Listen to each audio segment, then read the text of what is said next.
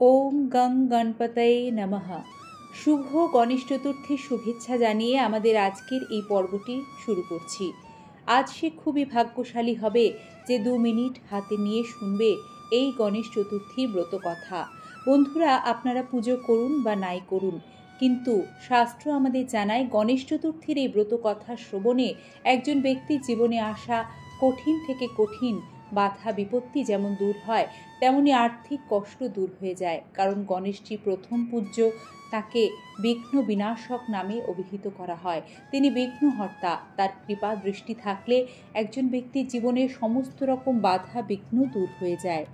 পৌরাণিক কাহিনী অনুসারে গণেশ চতুর্থী হল গণপতি বাপ্পার জন্মতিথি। এই দিনই মাতা পার্বতীর কোল আলো করে এসেছিলেন গণেশজি। ভাদ্র মাসে শুক্লপক্ষের চতুর্থী তিথি, তাই গণেশ চতুর্থী নামে জনপ্রিয়। এই দিনটি আবার বিনায়ক চতুর্থী নামেও কিন্তু পরিচিত। ভক্তদের বিশ্বাস, গণেশজির পুজো ঘরে সুখ, সমৃদ্ধি ও শান্তি নিয়ে আসে। তার এই ব্রত মাহাত্ম্য কথা শ্রবণে অখণ্ড সৌভাগ্য লাভ করা যায়। তবে ভাদ্র মাসে শুক্লপক্ষের চতুর্থীতে রাতে চাঁদ দর্শন কিন্তু নিষিদ্ধ। বিশ্বাস করা হয় যে ব্যক্তি এই রাতে ভুল করেও চাঁদের দিকে তাকিয়ে ফেলে, সে মিথ্যা কলঙ্ক পায়। এই বিষয়টি আপনারা অবশ্যই আজকের দিনে খেয়াল রাখবেন। দুর্গা ষষ্ঠীর ব্রতকথায় রয়েছে এই গণেশের জন্মের বৃত্তান্ত। শিব পুরাণ অনুসারে একবার মাতা পার্বতী শিবের গণ অর্থাৎ অনুচর নন্দীকে দ্বার রক্ষার দায়িত্ব দিয়ে বলেন, কেউ যেন মহলের ভিতরে যেতে না পারে। এমন সময় শিব সেখানে এসে উপস্থিত হলেন। এতে ধর্ম সংকটে পড়লেন নন্দী মহারাজ। একদিকে শিব তাঁর আরাধ্য দেবতা প্রভু, অন্যদিকে মাতা পার্বতীর আদেশ। কিন্তু নন্দী প্রভুকে বাধা দিলেন না। এদিকে শিবকে ভেতরে দেখে ক্রুদ্ধ হলেন মাতা পার্বতী।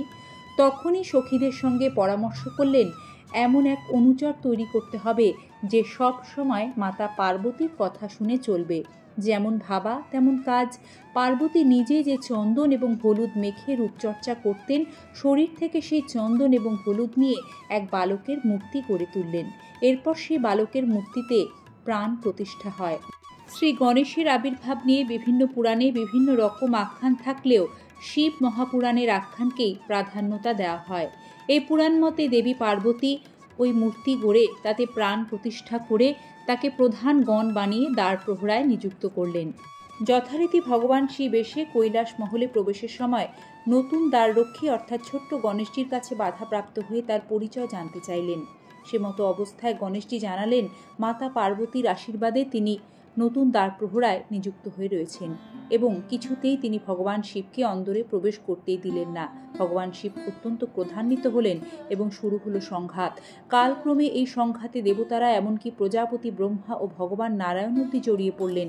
এরপর ভগবান শিবের নির্দেশে ভূত, প্রেত, পিশাচ সকল যুদ্ধে গমন করলেন। সখীদের কাছে শুনে দেবী পার্বতী দুজন শক্তি দেবীকে প্রকট করলেন। একজন কৃষ্ণ পর্বতের মতো ভীষণ বদন, অপর দেবী অসংখ্য বাহু শালিনী ও বিদ্যুতের মতো তেজ। এরপর যুদ্ধ আরম্ভ হলো। যুদ্ধে প্রথমগণ ভগ্ন উরু হলেন। দেবতাগণ গণেশের কাছে পরাজিত হয়ে পলায়ন করল। ভগবান শিব বুঝতে পারলেন এ কোনো সাধারণ বালক নয়। তখন তিনি নিজে এসে তার ত্রিশূল দিয়ে গণেশজি শিরচ্ছেদন করলেন। এমতো অবস্থায় মাতা পার্বতী এসে শোকে অধীর হলেন। পরে ক্রুদ্ধ হয়ে বললেন, হায়, আমি কি করব, কোথায় যাব?